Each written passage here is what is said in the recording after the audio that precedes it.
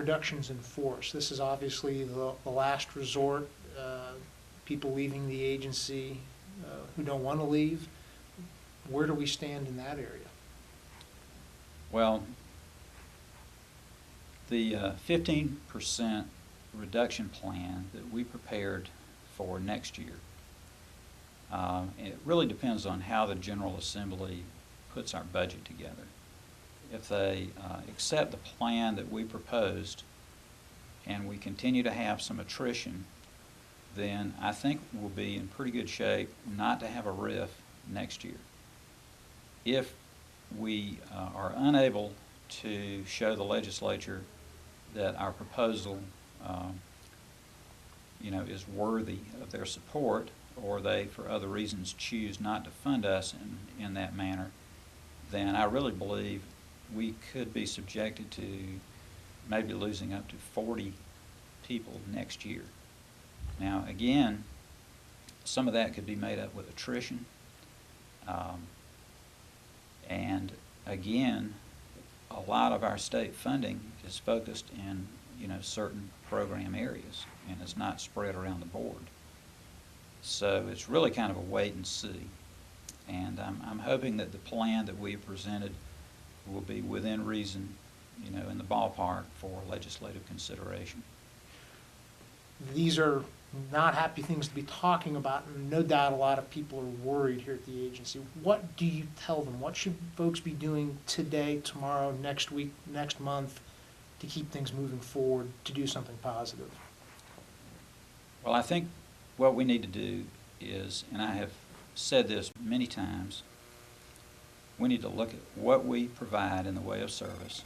We need to be sure that we understand what is extremely important and critical to the people we serve, and we need to figure out that the process by which we provide that is the most efficient. And in doing that and making that determination, we will be able to figure out what things we can let go of and free up some of our time to focus on the most important things related to our mission and customer satisfaction.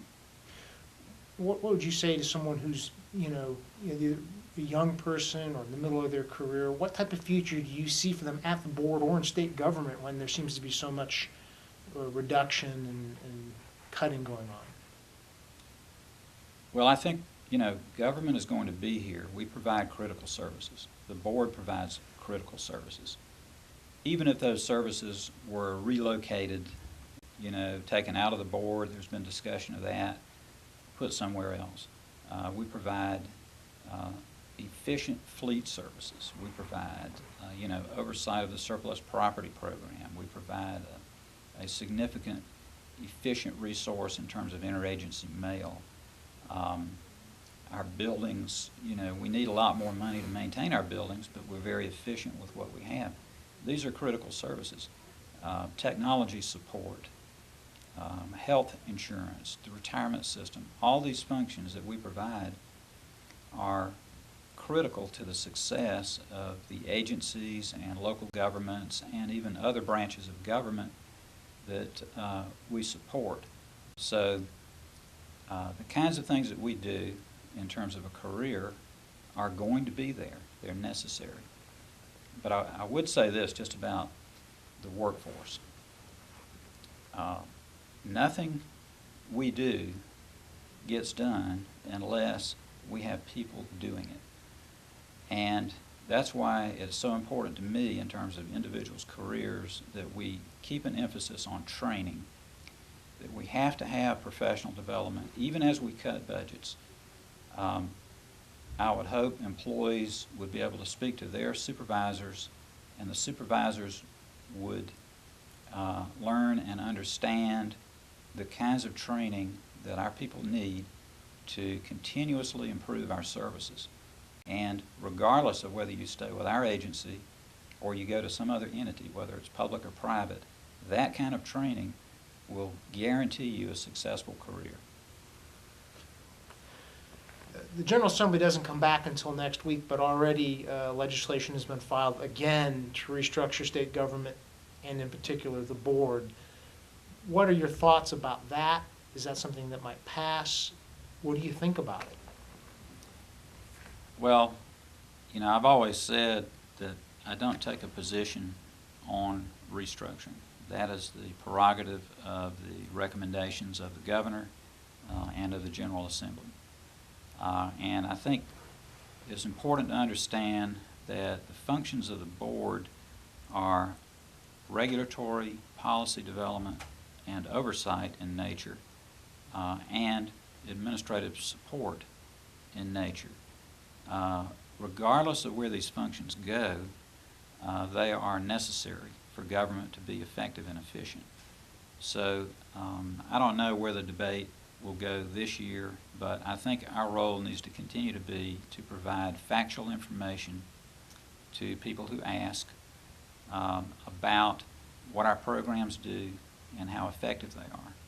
So, I'm not sure, I have not looked at the legislation, that's been introduced to understand it's similar to some that moved through the session last year.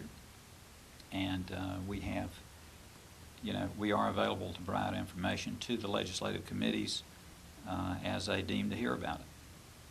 As you go around the board, talk to different employees, what do you hear? What are people thinking about? What's the mood out there? Well, the really good thing about our employees is I see a lot of smiles, even though times are tough.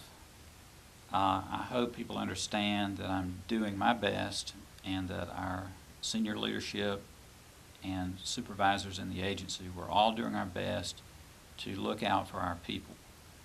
And to the extent we can do that, we're going to do that. The people that I see are very positive, even in these peculiar times we're in. I think I consider it a real pleasure to work with the kind of people we have on the board.